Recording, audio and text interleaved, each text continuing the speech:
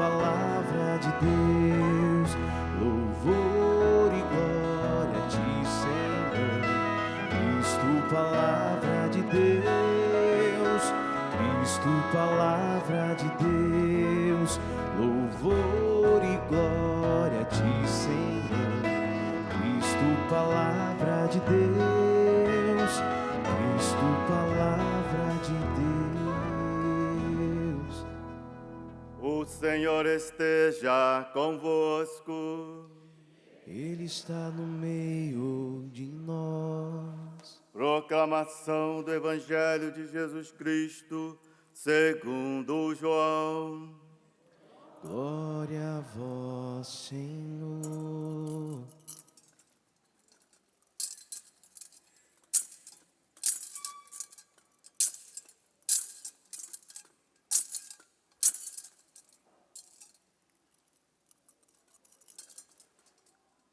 Naquele tempo, havia um doente, Lázaro, que era de Betânia, o povoado de Maria e de Marta, sua irmã.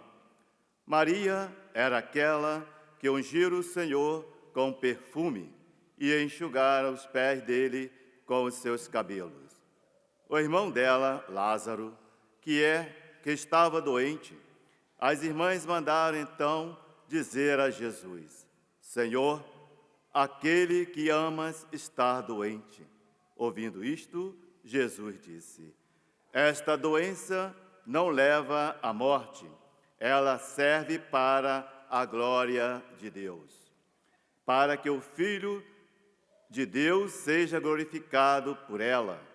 Jesus era muito amigo de Marta, de sua irmã Maria e de Lázaro. Quando ouviu que este estava doente, Jesus ficou ainda 2 dias no lugar onde se encontrava. Então disse aos discípulos: vamos de novo à Judéia. Os discípulos disseram-lhe: Mestre, ainda há pouco os judeus queriam apedrejar-te, e agora vais outra vez para lá? Jesus respondeu: o dia não tem 12 horas? Se alguém caminha de dia, não tropeça, porque vê a luz deste mundo. Mas se alguém caminha de noite, tropeça, porque lhe falta a luz. Depois acrescentou: o nosso amigo Lázaro dorme, mas eu vou acordá-lo. Os discípulos disseram: Senhor, se ele dorme, vai ficar bom. Jesus falava da morte de Lázaro, mas os discípulos pensaram que ele falasse do sono mesmo.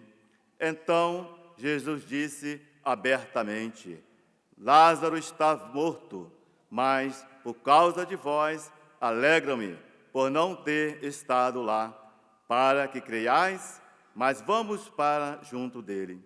Então Tomé, cujo nome significa gêmeo, disse aos companheiros: vamos nós também para morrer com ele. Quando Jesus chegou, encontrou Lázaro sepultado, havia 4 dias. Betânia ficava uns 3 quilômetros de Jerusalém. Muitos judeus tinham vindo à casa de Marta e Maria para consolá-las por causa do irmão. Quando Marta soube que Jesus tinha chegado, foi ao encontro dele. Maria ficou sentada em casa. Então Marta disse a Jesus: Senhor, se tivesse estado aqui, meu irmão não teria morrido. Mas mesmo assim, eu sei que o que pedires a Deus, Ele te concederá. Respondeu-lhe Jesus: teu irmão ressuscitará. Disse Marta: eu sei que ele ressuscitará na ressurreição no último dia. Então Jesus disse: eu sou a ressurreição e a vida. Quem crer em mim, mesmo que morra, viverá. E todo aquele que vive e crer em mim, não morrerá jamais. Crês isto? Respondeu ela: sim, Senhor, eu creio firmemente que tu és o Messias, o Filho de Deus, que devia vir ao mundo. Depois de ter dito isto, ela foi chamar sua irmã Maria, dizendo baixinho: o Mestre está aí e te chama. Quando Maria ouviu isto, levantou-se depressa e foi ao encontro de Jesus. Jesus estava ainda fora do povoado, no mesmo lugar onde Marta se tinha encontrado com ele. Os judeus que estavam em casa, consolando-a, quando a viram levantar-se depressa e sair, foram atrás dela, pensando que fosse ao túmulo para ali chorar, indo para o lugar onde estava Jesus. Quando ouviu, caiu de joelhos diante dele e disse-lhe: Senhor, se tivesse estado aqui, o meu irmão não teria morrido. Quando Jesus viu chorar, e também os que estavam com ela, estremeceu interiormente. Ficou profundamente comovido e perguntou: onde o puseste? Responderam: vem ver, Senhor. E Jesus chorou. Então os judeus disseram: vede como ele o amava. Alguns deles, porém, diziam: este que abriu os olhos ao cego, não podia também ter impedido que Lázaro morresse? De novo, Jesus ficou interiormente comovido. Chegou ao túmulo, era uma caverna, fechada como uma pedra. Disse Jesus: tirai a pedra. Marta e Maria, irmã do morto, interveio: Senhor, já cheira mal, está morto há 4 dias. Jesus lhe respondeu: não te disse? Se que creres, verás a glória de Deus? Tiraram então a pedra. Jesus levantou os olhos para o alto e disse: Pai, eu te dou graças porque me ouvistes. Eu sei que sempre me escutas, mas digo isto por causa do povo que me rodeia, para que creia que tu me enviastes. Tendo dito isto, exclamou com voz forte: Lázaro, vem para fora. O morto saiu, atado de mãos e pés, com os lençóis mortuários e o rosto coberto com um pano. Então Jesus lhe disse: desatai-o e deixai-o caminhar. Então muitos dos judeus que tinham ido à casa de Marta ouviram o que Jesus fizera e creram nele. Palavra da salvação. Glória a vós, Senhor.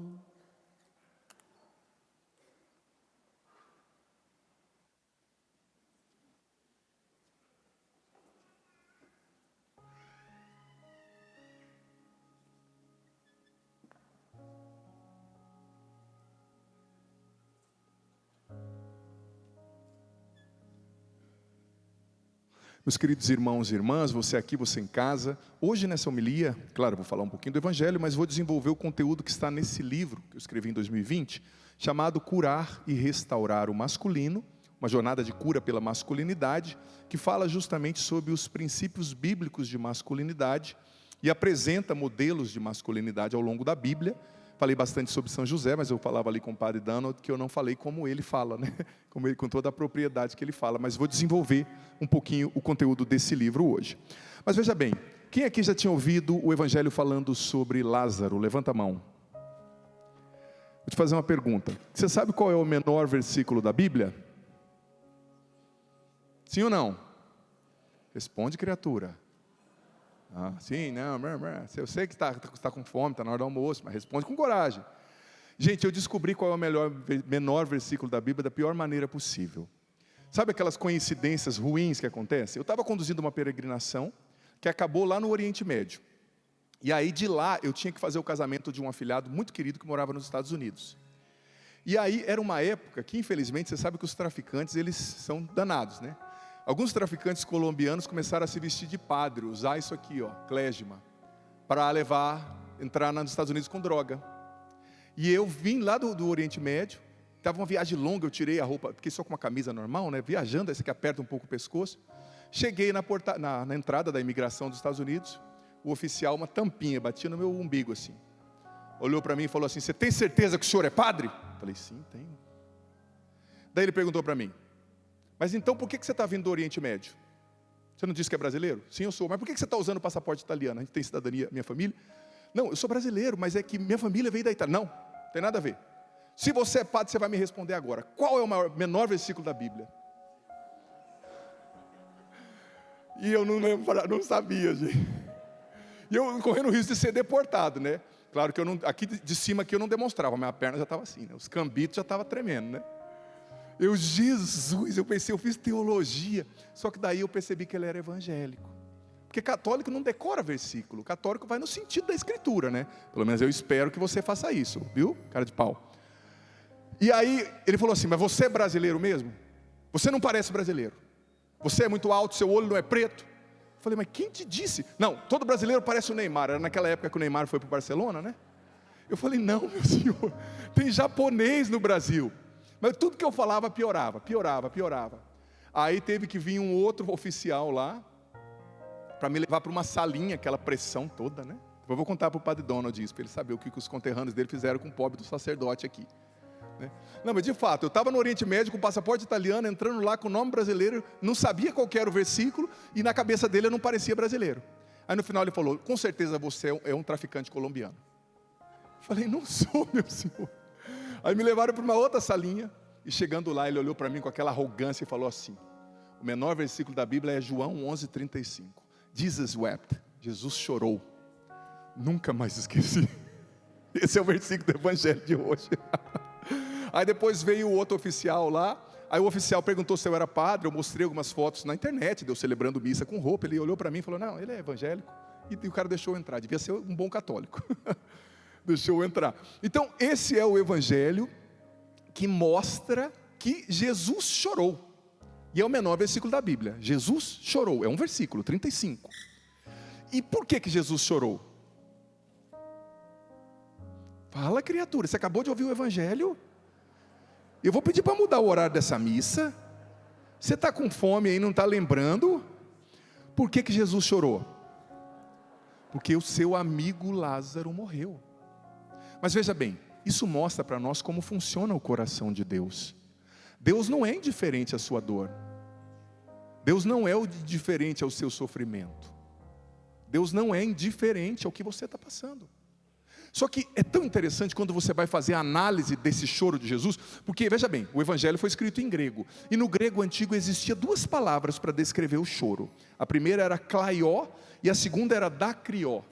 Klaió era aquele choro de revolta, de reclamação, barulhento. Quando o evangelho diz no original que as irmãs de Jesus, de Lázaro, perdão, estavam chorando, ou que os outros lá estavam chorando, ele usou esse verbo, né? Que é o dacrió. Desculpa, que é o klaió. Só que quando disse que Jesus estava chorando, usou o verbo dacrió. Dacrés em grego é lágrima, né? Mas dacrió quer dizer um choro moderado, um choro discreto, um choro interno. Mas é um choro intenso, mas não é aquela lamentação. Muitos de nós não percebemos, às vezes, Deus se importando com os nossos sofrimentos. Mas Ele não faz alarde, tá? Ele não faz alarde quando você sofre, mas Ele sofre a sua dor. E mais, Ele chorou porque o corpo de Lázaro tinha morrido. Sim ou não? Mas mais Ele chora quando a nossa alma morre por causa do pecado mortal. Mais o Senhor chora quando nós aceitamos a morte do pecado mortal e vivemos em pecado mortal. Por quê? Porque a nossa alma começa a morrer. E Deus, dizia Santa Margarida Maria Alacoque, que o cristão que ama Deus precisa sentir a dor de Deus pelas almas que se perdem. O que mais Nossa Senhora em Fátima disse? Rezem pela conversão dos pecadores, jejuem pela conversão dos pecadores. O padre Donald contou a história dele hoje. A história dele é muito parecida com a minha. Ele tem umas coisas que ele ganha e eu tenho outras coisas que eu ganho. A gente ficou brincando, quem foi mais maluco, né? Mas eu também comecei a usar droga com 11 anos de idade. Eu também usei cocaína, usei pasta à base de crack, usei tiner, benzina, éter, cloriforme, haxixe, eu fumei. Ele foi da Yakuza e eu entrei 2 vezes em coma, então está empatado, né? Ele não teve coma, a gente brincou. Entrei em coma por causa de droga, fui expulso de escola por causa de droga, fui expulso do time que eu jogava, a gente tinha sido campeão lá do Sul, campeão do brasileiro infanto juvenil de handebol, fui expulso por causa de droga, fui expulso de escola por causa de droga, ouvia rock satânico. Na minha casa eu plantava uma alface diferente, que a minha mãe descobriu depois que era maconha, né? Também fui perdido, muito louco, muito drogado, quase fui pai novinho, com 15 anos, uma vida maluca. Mas eu me tornei padre, eu encontrei a minha vocação porque alguém rezou pela conversão dos pecadores. E sobretudo a minha mãe, como a mãe do padre Donald. A minha mãe já era católica, né? A nossa família tem essa tradição italiana católica bem forte. Eu chegava em casa de madrugada, ela estava rezando por mim com o rosário na mão. E Deus fez a obra. Claro que o diabo sempre tenta destruir, sobretudo pessoas como eu e o padre Donald. Você reze por nós. Porque ele tem ódio de pessoas que Deus faz um sinal de que é possível mudar o mundo, que é possível se converter, é possível vencer a droga, é possível ser santo, é possível recomeçar num mundo cheio de sujeira. Reze por nós, mas porque alguém rezou pelos pecadores. Por isso que eu e ele nos convertemos e somos sacerdotes. Então, Deus sente a dor daqueles que se perdem, Ele sente a dor. Deus não se alegra com a morte do pecador, diz o Salmo. Ele quer que todos se convertam e conheçam a verdade. Então, a gente precisa lutar para configurar o nosso coração com o coração de Jesus. Só que Jesus vê a morte espiritual, né, acontecendo em mim, em você, a morte do vício, a morte do pecado, a morte da mentira, e Ele também nos chama, como chamou Lázaro. E veja bem, o choro de Jesus foi um choro bem contido, não é? Da criolla, aquele chorinho. Mas quando Ele chamou Lázaro para fora do túmulo, veja bem, a palavra, o verbo do grego era ekraugasen, que significava dar um grito, dar um brado: Lázaro! Agora quem estava dormindo acordou. Vem para fora! Quando Jesus chora, Ele chora tímido. Mas quando Ele vai chamar a pessoa para fora do túmulo, Ele dá um grito, um brado: vem para fora. Eu te levanto hoje, eu te ressuscito, eu te dou vida nova. É isso que Jesus está dizendo para você aqui hoje, para muita gente em casa. Você que tem andado na morte do pecado, da depressão, consagre-se a São José, entregue-se a Jesus, Ele pode te levantar. Não há problema que você não possa superar com Deus. E eu vou dizer para ti, às vezes a gente esquece de um detalhe. Deus leva muito sério a nossa oração. Repita isso depois de mim. Deus leva muito sério. Isso foi horrível, de novo. Deus leva muito sério a minha oração. Você está aqui hoje para pedir a Deus pela intercessão de São José. Eu vou ser sincero, ontem eu me senti provocado pela pregação do Padre Mário, do Padre Donald, e à noite, vocês dois são culpados disso.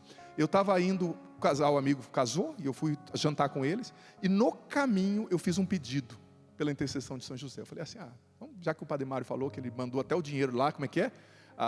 Dinheiro quebrado, né? Ajuda para construir o santuário. Eu falei, vou fazer um pedido, vamos ver, né? Claro, eu também tenho um relacionamento com São José, estou aprendendo ainda a crescer na minha intimidade com ele, mas também tem.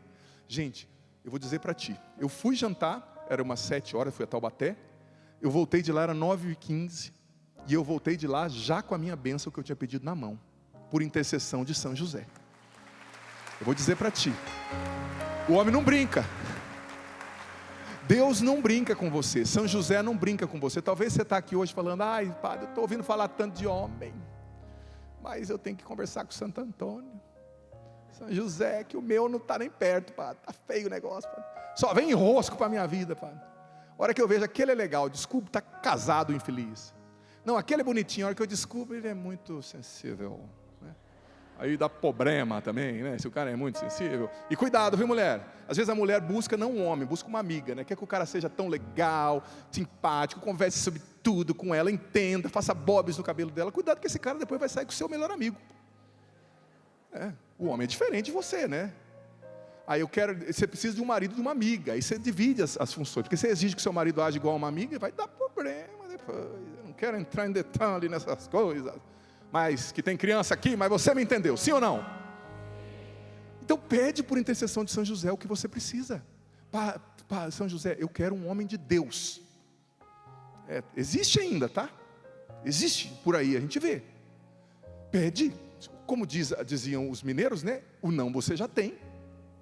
Pede um tempo novo. Às vezes não é nada que precisa mudar. Você tem dinheiro, você tem uma casa, você tem uma família, mas talvez você está precisando de um tempo novo. Pede por intercessão de São José: Senhor, eu quero um kairós na minha vida. Eu quero um tempo novo. Talvez, como eu disse, a gente não sabe pedir, mas você está precisando disso, de um tempo novo. Sabe? Então peça por intercessão de São José, que ele quer te atender.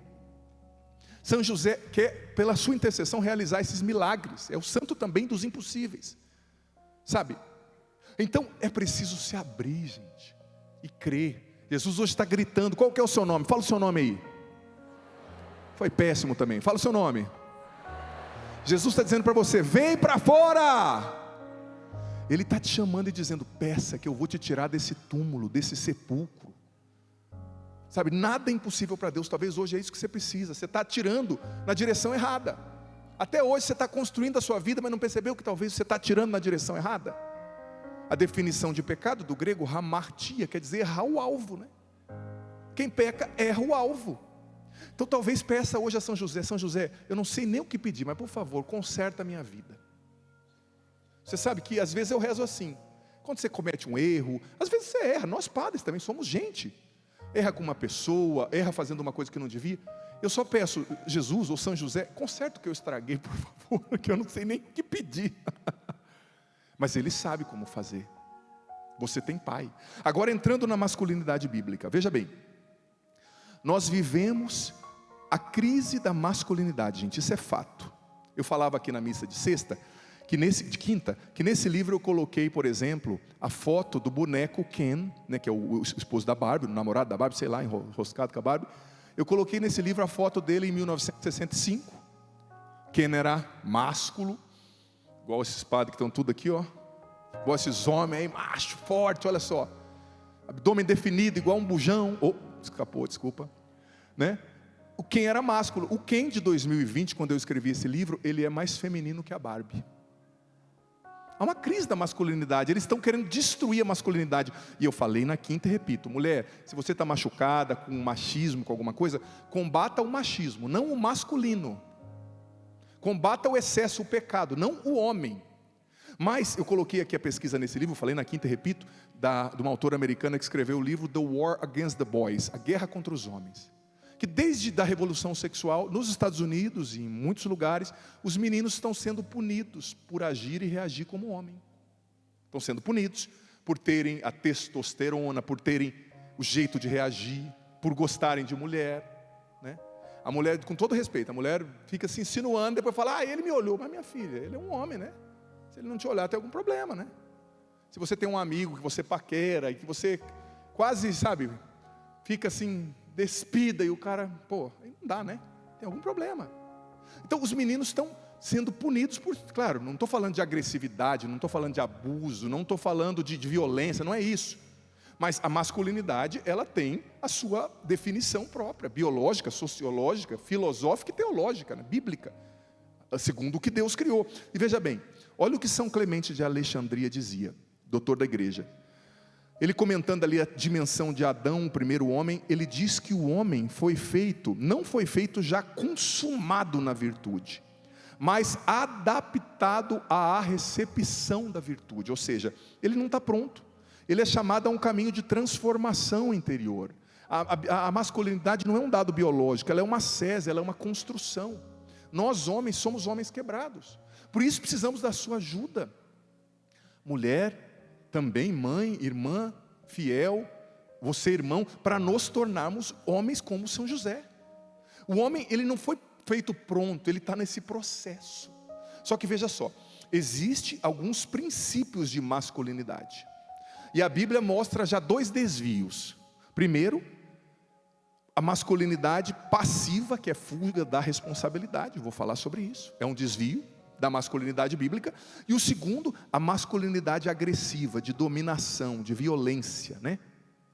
Você sabe qual que é a origem da masculinidade na Bíblia? Você sabe o que é? Qual é a origem da masculinidade da vida e por que Deus criou o homem? Nossa, gente, está difícil hoje, hein? Nem tentar você está tentando. Pode falar qualquer coisa aí para jogar no Corinthians. Participa. Repita comigo. Deus criou o homem. Péssimo. Deus criou o homem para com a sua paternidade ele espelhar a paternidade de Deus. Sim, Deus criou o homem para espelhar a sua própria paternidade. E o que o padre Donald dizia ontem é muito forte. O demônio odeia o princípio de autoridade paterna. Por isso que é uma guerra ideológica contra aquilo que se chama de patriarcado, né? Por quê? Porque uma casa que tem um pai firme, vou dizer para você, se o cara pensa em atacar uma menina, estuprá-la, que seja, e se ele sabe que o pai dela é um protetor, é um homem de verdade, ele vai pensar 5 vezes.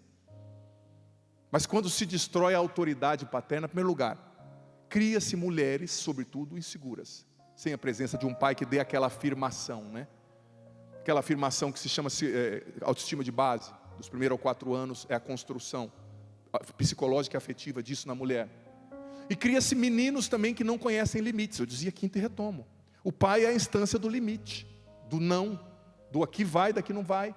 Quantas vezes nas nossas casas eu tive essa experiência? Minha mãe dizia, eu vou contar para o seu pai, não é? Porque a mãe está todo dia ali, a mãe é a instância do cuidado, do carinho. Ela briga, mas depois ela beija, né? E tem que ser assim mesmo, a mãe é o coração, como dizia o padre ontem. Mas o pai é a instância do limite. Não, agora meu filho, você não vai fazer isso. Só que quando se destrói a paternidade, por isso toma cuidado, viu, com quem se não sair fazendo filho e não assumindo. Porque um filho que cresce sem a sua paternidade, homem, ele vai ser uma pessoa que já nasce faltando-lhe algo essencial. E quando a gente fala de masculinidade bíblica, eu dediquei um capítulo nesse livro, Curar e Restaurar ao Masculino, para isso. O que Deus falou? O que a Bíblia diz sobre a missão do primeiro homem? Quem foi o primeiro homem? Pode falar com coragem, é Adão mesmo. E onde ele foi criado? Num jardim, gente, no Éden. Sim ou não? E quando Deus o criou, a Bíblia diz qual é a missão dele. Gênesis 2,15. Quem aqui está com a Bíblia? Levanta a Bíblia para eu ver. Que vergonha. Diga para quem está do seu lado, que vergonha. É, católico não precisa andar com a Bíblia, não é cara de pau. Tem que conhecer. O ano passado eu li a Bíblia inteira. Ah, tem uma pessoa ali. Essa Bíblia é de bolso, mas está aí. Gostei. Mas essa aí é só o Novo Testamento, pelo que eu vi. O que eu quero está em Gênesis. Aí, parabéns, tem um gurizão aqui com a Bíblia. Ah, sim, salva de palmas a quem trouxe a Bíblia. Parabéns, gostei de ver. Essa é a sua arma, não? Essa é a sua arma, parabéns. Olha só, Gênesis 2,15. Você que pegou a Bíblia, abra aí para nós lermos juntos. Gênesis 2,15. Aqui é a definição mais precisa da Bíblia sobre o que é ser homem. Presta atenção. Sem entender isso aqui, você não vai conseguir ser um bom homem cristão. Gênesis 2,15. O Senhor Deus tomou o homem que havia criado e o colocou no jardim do Éden para o cultivar e o guardar. Repita comigo, para o cultivar e o guardar. Esses são os 2 primeiros princípios de masculinidade bíblica, e essas são as principais, é a principal missão do homem nesse mundo. Olha, cultivar, do hebraico avad, que significava trabalhar, servir, cuidar, e guardar, do hebraico chamar, que significava proteger, vigiar, defender. Deus colocou o homem no jardim para quê, gente? Para cultivar. O que cultivar quer dizer? Servir, quer dizer cuidar, para cultivar. O homem foi feito para cultivar, para cuidar. Cultivar o quê? Cultivar quer dizer fazer dar fruto, né? Produzir, plantar e colher. O homem foi feito para cultivar em si mesmo as virtudes, a pureza do coração. O homem foi feito para cultivar a espiritualidade em si e na sua família.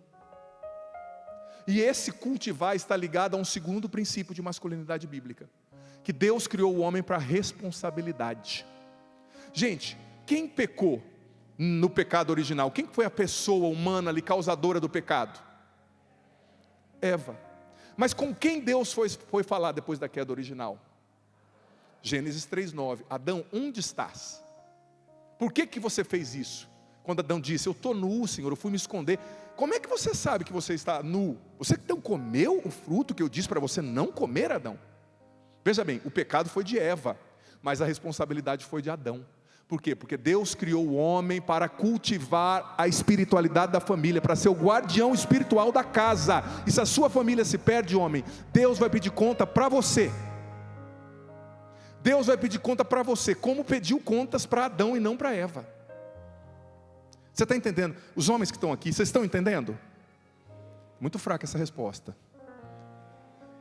Deus colocou você para cultivar a pureza do coração, cultivar a esposa, os filhos, cultivar as vidas, os mais frágeis, cuidar daqueles que são frágeis na sua casa, cultivar a fé, liderar espiritualmente.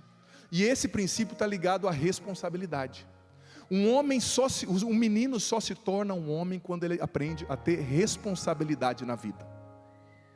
Responsabilidade. Esses dias atrás eu encontrei um guri, um rapaz, que a namorada dele chegou em mim e falou assim, padre, eu queria tanto casar, né, mas ele não está indeciso. Eu olhei já para ele assim, cinquentão com aquele tênis All Star. Qual que eu falei para ele? Tudo bem, tio? Qual que eu falei de propósito, né? Já foi me subindo um sangue, né? Eu sou muito calmo, mas na hora que eu fico brabo, sabe? Aí eu falei, por que você não casa, filho? Ai, padre, eu estou meio inseguro. Quanto tempo você namora? 12 anos. Seguro com o quê, criatura? Já fui perdendo a paciência. Eu não sei se eu vou ser um bom marido. Meu amigo, deixa de ser uma franga, eu falei para ele. Você é uma franga. Não tem coragem de assumir uma mulher, não tem coragem de ter filho, não tem coragem de trabalhar, fica na sombra do pai com 50 anos, vestido igual adolescente, acha que é bonito.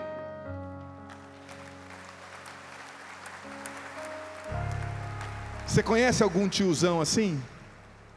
Ficando careca e puxa o tupetinho assim. 50 anos, All Star, uma camisetinha apertada. Falei, vontade de... Qual é que eu falei para ele? Fecha os olhos que eu vou te dar uma benção. Mas é com a mão fechada. Que São José não me segurar, o que eu não vou fazer?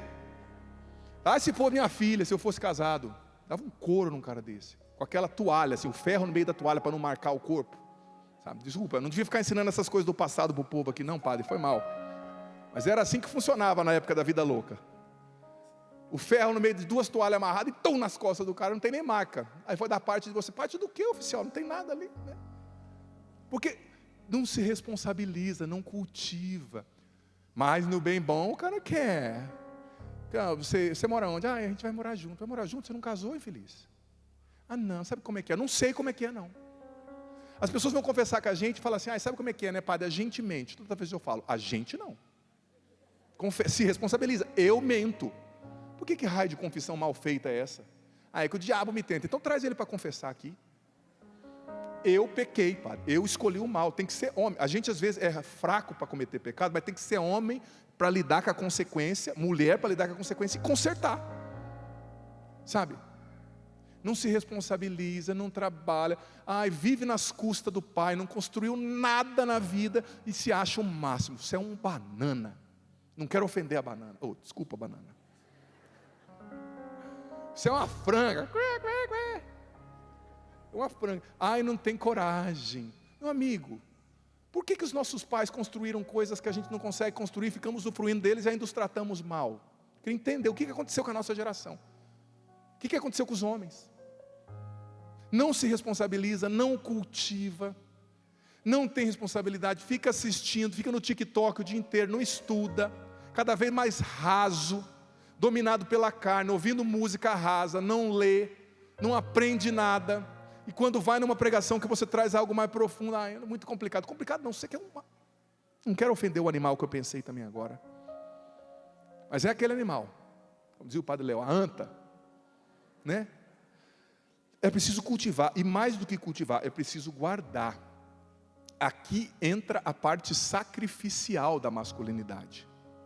O homem é chamado a guardar dando a vida, tá? Porque quando a gente lê lá em Efésios capítulo 5, São Clemente de Roma tem um discurso chamado Homilia 20 sobre Efésios, fantástico, que ele explica o que significa quando fala lá que as mulheres têm que ser submissas aos homens, E que os homens, perdão, deixa um pouco de água aqui para mim, por gentileza. Que os homens precisam amar a esposa como Cristo amou a igreja e se entregou por ela. Sim, São Clemente vai explicando que amar a esposa como Cristo amou a igreja e se entregou por ela, significa viver com a esposa e com a família um amor cruciforme. O que é um amor cruciforme? Que tem a forma da cruz, que tem, pode deixar ali, que tem o apelo da cruz, que tem a configuração da cruz, ou seja, é um amor de sacrifício. Eu me nego para cuidar da minha família, eu trabalho para cuidar da minha família. Gente, uma coisa pior que existe no mundo, meu pai me dizia isso, desde criança, é um homem preguiçoso. Homem preguiçoso tem que apanhar daquele jeito que eu te falei, tá? Desculpa a sinceridade, claro, não estou fazendo apologia à violência. Você está entendendo, né, a hipérbole que eu estou usando. Porque meu pai me dizia quando eu era criança, isso é verdade, eu cresci com muitas mulheres, minhas irmãs, minha mãe, graças a Deus, mas eu tinha um pai, um caminhoneirão, italianão, assim, daqueles caminhoneirão mesmo, né? E ele falava, olha, homem preguiçoso é pior que dor de dente, pior que infecção no ouvido. É horrível, por quê? Porque outro princípio bíblico de masculinidade é o trabalho. Deus chama o homem ao trabalho, a transformar o mundo pelo seu trabalho. E o catecismo nos ensina, eu vou trazer até aqui a citação, que é fantástico isso. O catecismo nos ensina, vou achar aqui só um minuto, que no número 387, o trabalho não é uma punição, mas ela é a forma de o homem e a mulher trabalharem, colaborarem com Deus no aperfeiçoamento da criação. O homem precisa trabalhar. O São José, gente, ele se relacionava com Deus no seu trabalho. Ele se relacionava com Deus trabalhando no silêncio da marcenaria dele. Nós homens precisamos trabalhar, proteger também, provendo. Às vezes o homem fala assim, eu não vou trabalhar porque, olha, eu não consigo ganhar um emprego no qual eu comece ganhando 20 mil, é muito injusto. Isso é mole, meu irmão. Homem de verdade vai trabalhar com o que tiver, e no processo Deus vai abrir outras portas. Agora você já quer começar sendo o CEO da empresa, né? Eu não aceito tal coisa. Trabalha por quê? Porque no trabalho vai acontecendo networking, você vai conhecendo pessoas, e aquelas portas vão se abrindo. Mas tem uma gurizada hoje, me perdoe, que é cozido na preguiça. Cozido na preguiça. Esses tempos atrás eu falei aqui sobre a pesquisa que saiu, que o Brasil era o segundo país no mundo no qual existiam mais jovens nem. Sabe o que é o jovem nem? Pesquisa do IBGE. Nem estuda, nem trabalha. Isso é fato. Tem uma pesquisa que saiu há 3, 4 anos atrás. Eu não vou trabalhar porque ganha pouco, mas também eu não vou estudar porque fica o dia inteiro no videogame, e a mãe pobre, às vezes diarista, trabalhando para sustentar o peludo lá em casa. A preguiça é um pecado, uma maldade ativa. Tem gente que acha que o pecado é só fazer algo. Não fazer o bem, a omissão, é tão pecado quanto. Então o homem é chamado ao trabalho, e o homem é chamado a sofrer sacrifício pela esposa, proteger-se sacrificando, guardando, amando até a cruz. E próximo princípio bíblico de masculinidade, que o meu tempo está acabando, todo homem é chamado à paternidade. Todo. Alguns não vão ser pais biologicamente, como eu, como sacerdotes, mas todo homem é chamado a gerar vida, a impactar, a cultivar fé, virtudes no coração dos outros.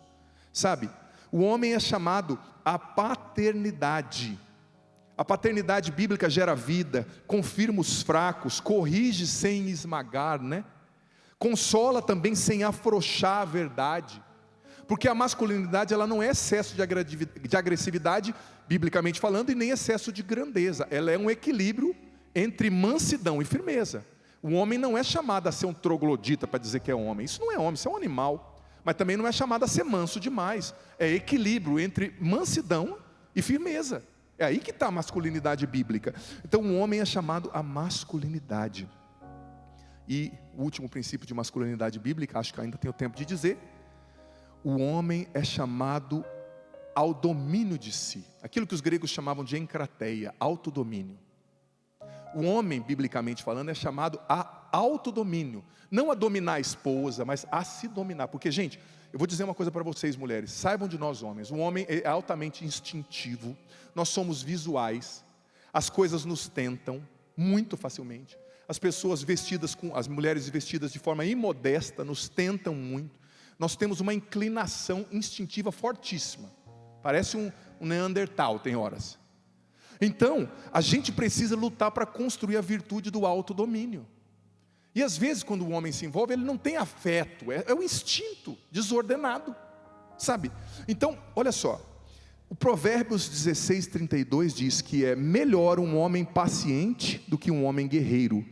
É maior quem domina a si mesmo do que aquele que conquista uma cidade inteira. Provérbios 16:32, o que adianta conquistar uma cidade inteira se você não domina a si mesmo? Sabe? E é interessante que o homem cristão não é o que faz tudo o que deseja, que sai pegando todas, não, mas é o que submete os seus desejos desordenados à sua razão, como dizia Santo Tomás de Aquino, que é iluminada por Deus, né? O conhecimento da verdade. São Tertuliano dizia que o fracasso espiritual de muitos homens nasce da impaciência, da impulsividade, da incapacidade de esperar, de sofrer pelo bem. Nós temos uma tendência a desordenamento dos prazeres, sabe? Nós homens. Então nós precisamos lutar, o homem precisa jejuar.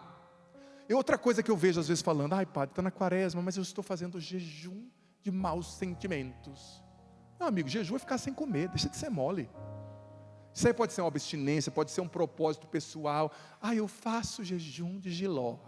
Visitar os presos, né? Eu faço jejum de não ver. Jejum, me perdoe, você pode fazer abstinências, mortificações. Jejum é você tirar a comida. Eu vou dizer para ti, eu faço 2 vezes por semana. E o padre Donald viu eu almoçando, eu sempre tenho bastante apetite. Meu corpo grita. Eu sou aquela pessoa que sou capaz de almoçar depois de ter almoçado. Eu não sou uma pessoa assim, não tem fome, perdi a fome. Meu amigo, você perdeu, eu achei, né? Bato com as duas, bato forte. Mas eu faço assim, tem dia que meu olho está assim, eu tal. O pessoal fala, o que você está pensando, né? Está lembrando alguma coisa do passado? Não, eu estou pensando num hambúrguer, dizendo, vem.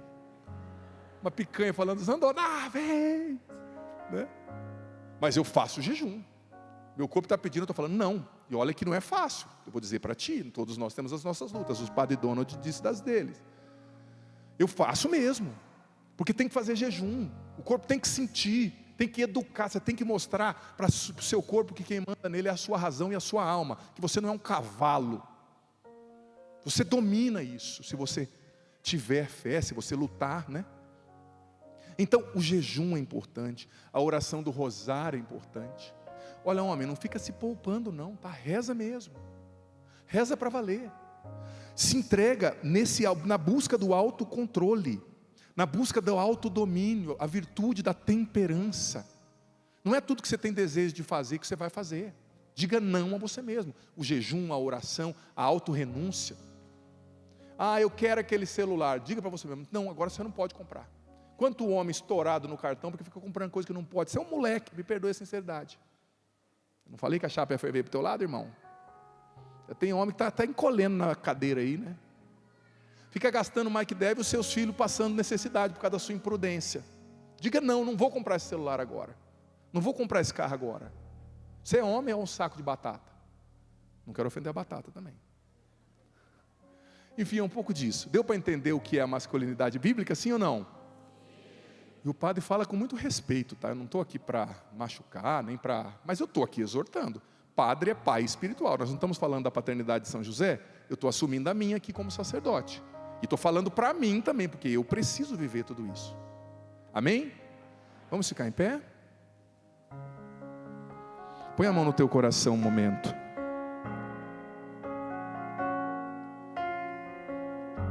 Põe a mão no teu coração. Isso. Respira fundo agora, filho. Filha.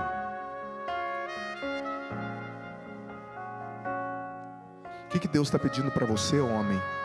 Deus te ama, filho. Não se sinta sobrecarregado com as palavras, com a pregação. Deus ama você, amado. Talvez você não teve um pai que te ajudou. Mas, filho, Deus é o teu pai. E é um pai bom. Baixa um pouquinho o teclado para mim no retorno, pouca coisa. Você tem um pai que é um pai bom. Põe a mão assim no teu coração. Deus está dizendo para muitas mulheres e muitos homens hoje, dizendo, eu sou teu pai. Eu te dei São José como modelo, mas eu sou também o teu pai. Eu não me envergonho de você. Eu quero te ajudar, a vencer suas lutas. Eu quero curar seu coração. Às vezes Deus permite sofrimentos, às vezes é a marreta, né, da provação, mas Ele está com você. Escuta essa canção, deixa Deus falar contigo. Teus olhos ainda não viram, teus ouvidos não ouviram, nem o teu coração imaginou tudo o que eu preparei para ti. Bem sei que as lutas são grandes e o cansaço pesa sobre ti, mas não temas, eu tenho um melhor. Tenha fé e eu te levantarei. As lutas de hoje serão esquecidas e a minha glória brilhará sobre ti. Filho, estou te moldando e te formando, por isso às vezes dói, às vezes dói. Confia em mim, eu te amo, e o que eu tenho pra você é maior do que se pode imaginar. As lutas de hoje serão esquecidas, ouça isso. As lutas de hoje serão esquecidas e a minha glória brilhará sobre ti. Filho, estou te moldando e te formando, por isso às vezes dói, às vezes dói. Confia em mim, eu te amo, e o que eu tenho pra você é maior do que se pode imaginar. Sela, Senhor, por intercessão de São José, tudo que o Senhor fez no nosso coração. Dá-nos a tua força para superarmos a nós mesmos, para fazermos a sua vontade, para sermos os homens, as mulheres que o seu coração sonhou. Em nome do Pai, do Filho e do Espírito Santo.